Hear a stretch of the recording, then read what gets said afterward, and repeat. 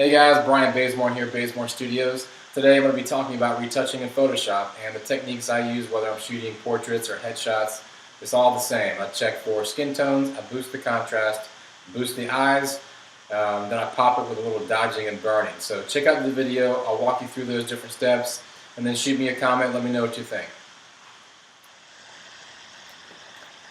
Alright guys, so I'm just going to give you a quick overview of what I do when I edit my headshots or portraits. This is my beautiful wife Mandy, and this is a straight out of camera image, so no retouching or modifications of any kind has been done. And as you can see, she's got flawless skin, so I'm really not going to touch her skin in the way of smoothing or retouching.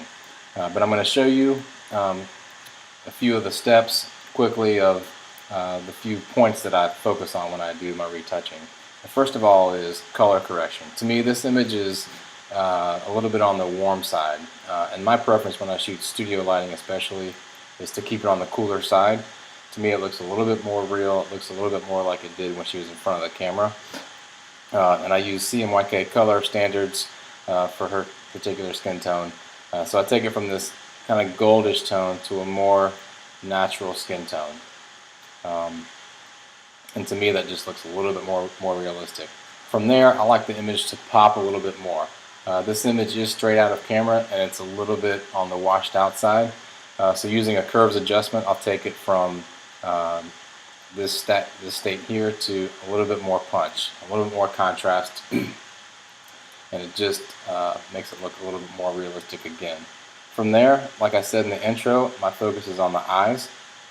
So I just want them to pop a little bit, and what I do is I go in there with a dodge and burn tool and just brighten up the eyes a little bit inside there, brighten up the whites a little bit, then I darken the ring around the eyes. Sorry, I don't know what the medical terms for those are, but I just like to bring them out just a little bit so that the viewer of the image looks right into the eyes a little bit. That may actually be just a little bit much. I may bring that tone down just a little bit. From there, I go from the eyes, going back to the eyes.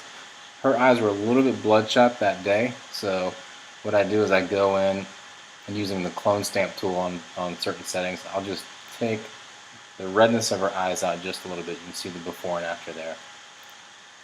And then from there, I like to do a little bit of what's called dodging and burning, and it really just makes the image pop a little bit, makes it look a little bit more three-dimensional. So as you can see, here's before, and then there's after. And all it really is darkening the darks and lightening the lights in certain areas, and it just brings it out just a little bit. I'm also lightening up the shadow underneath her chin here a little bit, and that just kind of gives it that more magazine look. Now I mentioned you can go a little bit too cartoonish with this, but I've tried not to. But to take it one more step past this, I'm going to highlight some of the highlights and lowlights in her hair and some of her makeup on her lips and around her eyes, the mascara. So going from what looks great now to just a little bit more pop, you've got that state there, which just pops it out even a little bit more. Looks like it could be in a magazine. So here's straight out of camera, great lighting, great skin as it is. Just a couple of different steps can really just make it pop a little bit more. Eyes, get rid of the redness, dodge and burn, and then just pop the hair.